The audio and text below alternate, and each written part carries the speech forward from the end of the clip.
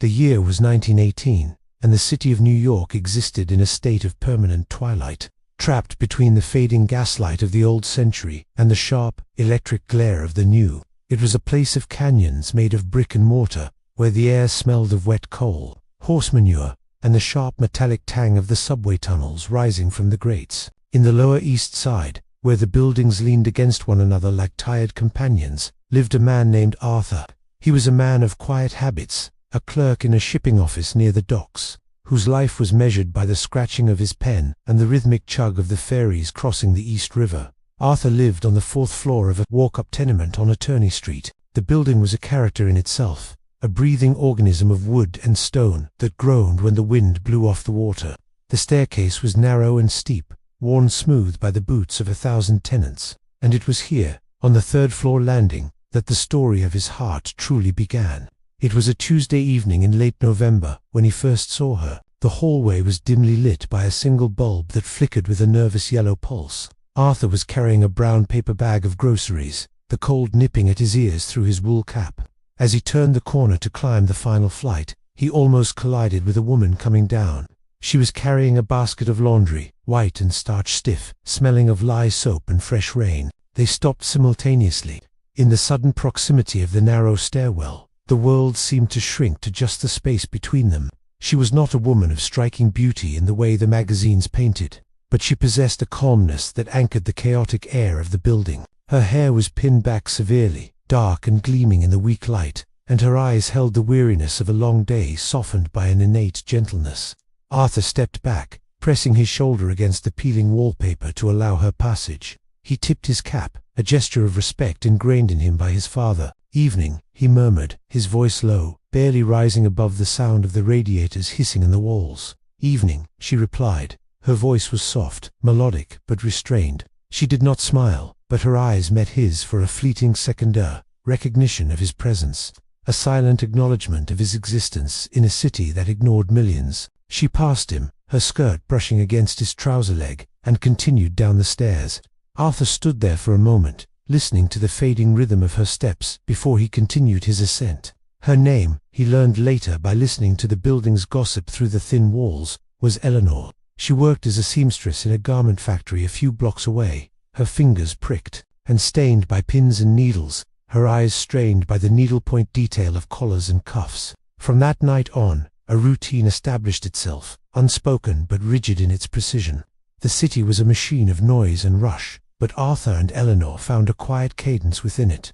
They left for work at the same hour every morning, just as the sun began to bleed over the tenement rooftops. Arthur would wait on the 2nd-floor landing, adjusting his tie, ensuring that he reached the street just moments after she did. They would walk the 3 blocks to the main avenue together, maintaining a distance of about 6 feet, close enough to be companions in the dawn mist, far enough to be respectful strangers. They never spoke on these walks. There was no need. The clatter of the wooden milk wagons, the shout of the newsboys, and the distant rumble of the elevated train filled the silence between them. Arthur would watch the way she held her coat tight against the chill, the way her gaze fixed straight ahead with a determination he admired. Sometimes, at the corner of Delancey Street, the crowd would swell, forcing them closer. In those moments, he could smell the scent of lavender that seemed to cling to her clothes. He would catch a glimpse of her profile in the harsh morning light, and he would feel a quiet ache in his chest, a feeling that was not quite pain, but was far too heavy to be just liking. He wanted to offer her his arm, to ask her about the book he sometimes saw her reading on the stoop in the summer evenings, but the social rules of their time were high walls. Men did not speak to unattached women without intent, and intent implied promises he was not sure he could keep. So, he walked beside her, a silent guardian in the grey dawn. Their lives moved in parallel lines, visible through the windows that faced the airshaft. During the sweltering heat of July, when the city became a baking oven of brick, people left their doors open to catch a non-existent breeze. Arthur would sit at his small table by the window, eating a modest dinner of bread and cheese. From his vantage point, he could see down into Eleanor's apartment. He watched her life in fragments. He saw her mending a shirt by the light of a kerosene lamp, her brow furrowed in concentration. He saw her one evening, sitting perfectly still in a rocking chair, looking out into the dark void of the airshaft, her face etched with a loneliness that mirrored his own. He felt an urge to call out to her, to say something, anything to bridge the gap of brick and air. But he didn't. Instead, he simply sat in the dark, keeping her company in the only way he knew how, a silent witness to her solitude. There were moments, however, where the silence almost broke. One rainy evening in the autumn of 1920, Arthur was returning home with his umbrella. He found Eleanor standing under the awning of the building next door, shielding herself from a sudden downpour. She had no coat, only a light shawl that was soaked through. He stopped and walked over to her, lifting his umbrella to cover her. She looked up, startled, water droplets clinging to her eyelashes like diamonds. For the first time, the mask of composure slipped, and a small, grateful smile touched her lips. In the heart of the roaring 20s, amidst the clatter of Model Ts and the distant wail of a jazz saxophone, lived a man named Arthur. He wasn't a hero from a grand novel, just an ordinary man who worked as a typesetter for the city's largest newspaper. His days were a symphony of clicking metal keys and the scent of fresh ink, a routine as predictable as the sunrise. But his world, a world of black and white print, was about to be splashed with color. Her name was Eleanor. She worked in the little flower shop across the street. Arthur first saw her one crisp autumn morning, her hands gently arranging a bouquet of fiery red chrysanthemums. There was a quiet grace to her movements, a gentleness that seemed to push back against the city's frantic pace. He found himself pausing his work, his gaze drifting across the busy street to her little shop, a small haven of beauty and calm. Their encounters were brief, almost silent. Every morning Arthur would buy a single white carnation from her.